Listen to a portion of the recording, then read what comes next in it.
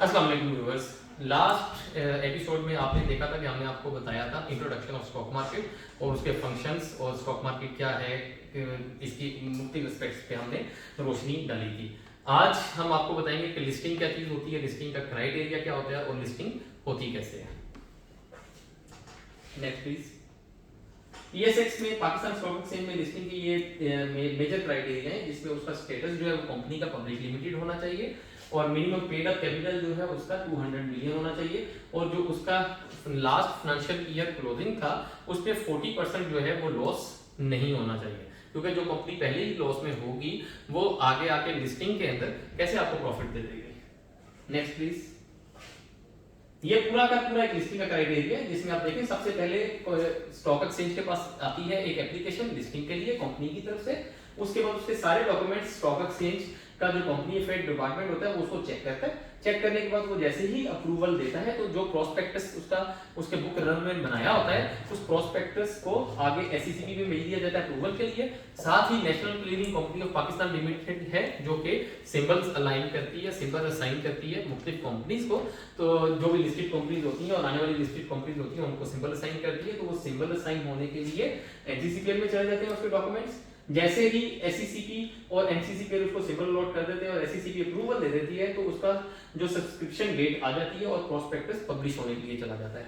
जैसे ही प्रोस्पेक्टस जो है पब्लिकेशन में से बाहर आता है तो फिर उसका बुक बिल्डिंग स्टार्ट हो जाती है, जिसके बारे में आपको प्रीवियस वीडियो में बता दिया गया, और आईपीओ स्टार्ट हो जाता है। आईपीओ जैसे ही उसका कंप्लीट होता है तो उसके दो तरह के होते हैं, एक होता है ओवर सब्सक्राइब रिजल्ट और एक होता है अंडर सब्सक्राइब रिजल्ट। जो ओवर सब्सक्राइब रिजल्ट होता है उसमें फिर वो कितने टाइम ओवर हुआ है उसके हिसाब से फिर बैलेटिंग में रिजल्ट्स मिलते हैं और बैलेटिंग के अंदर चला जाता है। अगर 2 टाइम्स हुआ है तो बैलेटिंग के अंदर एवरी 2 एप्लीकेशंस के बाद जो है वो तीसरे बंदे को मिलेगा और शेयर्स वगैरह मिलेंगे। और जो अंडर हो जाता है तो अंडर सब्सक्रिप्शन के अंदर ये चीज होती है कि अंडर राइटर जो आपका होता है, जो आपका बुक रनर होता है, वो फिर आपके सारे शेयर्स परचेज कर लेते हैं और फिर उसमें वो कुछ देर के लिए उस होल्डिंग को अपने पास कायम रखता है। जैसे ही ये सारा प्रोसीजर कंप्लीट होता है तो उसको कंपनी को एनओसी मिल जाता है और एनओसी के बाद फिर वो सीबीसी में इलेक्ट्रॉनिक शेयर और जो फिजिकल शेयर होते हैं इन्वेस्टर्स के, वो फिजिकल शेयर उनको इन्वेस्टर्स के एड्रेसेस के ऊपर डिस्पैच कर दिए जाते हैं। उसके फौरन बाद एडवर्टाइजमेंट आ जाती है और उस कंपनी की लिस्टिंग की न्यूज़पेपर के अंदर उसके शेयर सीटीसी के थ्रू लाइव हो जाते हैं और उसकी लिस्टिंग कंप्लीट हो जाती है और उसकी ट्रेडिंग जो है स्टार्ट हो जाती है। Next please. मार्केट में जैसे आपको पता है कि एक रेगुलर मार्केट है और एक फ्यूचर मार्केट है। रेगुलर मार्केट में आप जो कॉमन स्टॉक्स हैं उसकी सेल परचेज होती है और फ्यूचर मार्केट में आप लोग फ्यूचर के अंदर खेलते हैं, जिसमें डिलीवरेबल फ्यूचर्स है, कैश सेटल्ड फ्यूचर्स है, स्टॉक इंडेक्स फ्यूचर्स है। ये 60 डेज के भी फ्यूचर होते हैं और 30 डेज के भी होते हैं। इसकी मेच्योरिटी जो होती है वो after maturity of that period and agreement जो कि आप दो लोगों के दरमियान में हुआ होता है। Next please. Settlement system. अच्छा, सेटलमेंट सिस्टम क्या चीज है कि जब आपने कोई चीज परचेज की तो ऐसा नहीं है कि फौरी आपके अकाउंट में पैसे आ जाएंगे या शेयर्स आ जाएंगे। अगर आपने बेचे हैं तो फौरी पैसे नहीं आएंगे और अगर आपने खरीदे तो फौरी शेयर नहीं आएंगे।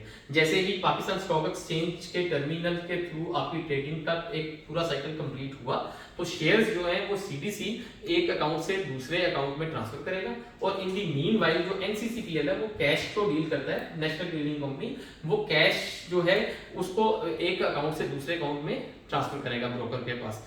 फिर ब्रोकर जो है, और इसको कहते हैं T+2 का मेथड, मतलब आफ्टर 48 आवर्स जिससे शेयर खरीदे होंगे उसके अकाउंट के अंदर, सीडीसी के अकाउंट के अंदर, सब अकाउंट में, ट्रेडिंग अकाउंट जिसको बोला जाता है, शेयर्स पार्क हो जाएंगे और जिसने बेचे होंगे उसको उसके अकाउंट में पैसे पार्क हो जाएंगे और उसको ब्रोकर जो है उसकी अमाउंट का चेक बना के दे जाएगा। एक स्पॉट ट्रांजैक्शन होती है T+1। इसको कहते हैं जब किसी का बुक क्लोजर होने वाला हो या किसी की एजीएम ईओजीएम वगैरह हो, उसको बुक क्लोजर का पीरियड उसका आ रहा हो, तब ये एक्टिव होता है। या डिविडेंड देना हो या बोनस शेयर वगैरह देने हो, राइट शेयर वगैरह देने हो, तो उस सूरत में T+1 का सिस्टम जो है वो एक्टिव होता है और वो स्पॉट ट्रेडिंग होती है, मतलब सेम डे में ट्रेडिंग और सेम डे में ट्रांजैक्शन, ताकि वो एलिजिबल जो इन्वेस्टर्स हैं वो बुक क्लोजर की डेट के ऊपर उस कंपनी के शेयर हिस्ट्री जो होती है उसकी, जो जिसको लिस्ट ऑफ बेनिफिशियरी ओनर्स कहा जाता है, लोगो, उसके अंदर ऐड हो सके।